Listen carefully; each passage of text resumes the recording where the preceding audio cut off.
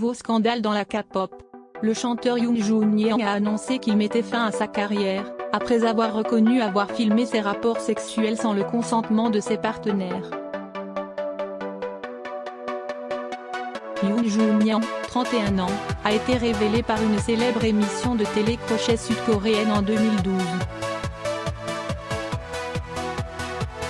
La star est accusée d'avoir partagé les vidéos de ses ébats avec 8 autres personnes, via une chatroom, dont 3 artistes masculins, précise l'AFP. Au moins 10 femmes apparaissent sur ces vidéos. J'ai filmé des femmes sans leur consentement, j'ai partagé les images dans un chat et pendant que je faisais ça, je ne ressentais pas une grande culpabilité, a déclaré le chanteur dans une lettre d'excuse.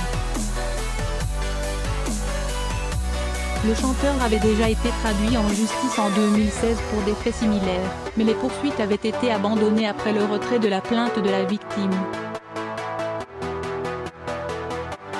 Épidémie en Corée du Sud.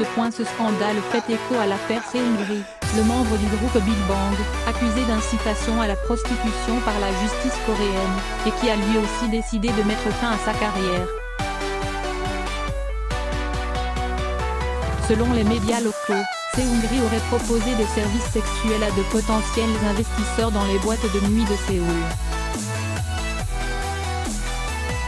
Le chanteur était membre du chat sur lequel Yoon Jun-young a partagé ses vidéos.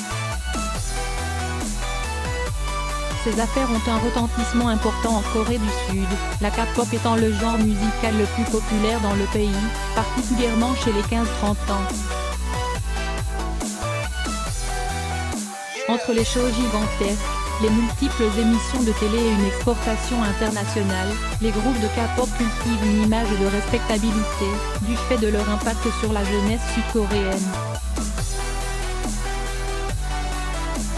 À tel point que le gouvernement n'hésite pas à se servir de la K-pop pour promouvoir l'attrait du pays.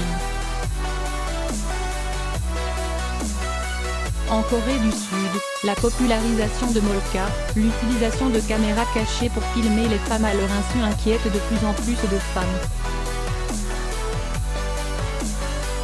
Fixées dans des cabines d'essayage ou des vestiaires, ces caméras alimentent ensuite les sites pornographiques, sur lesquels les victimes sont parfois reconnaissables.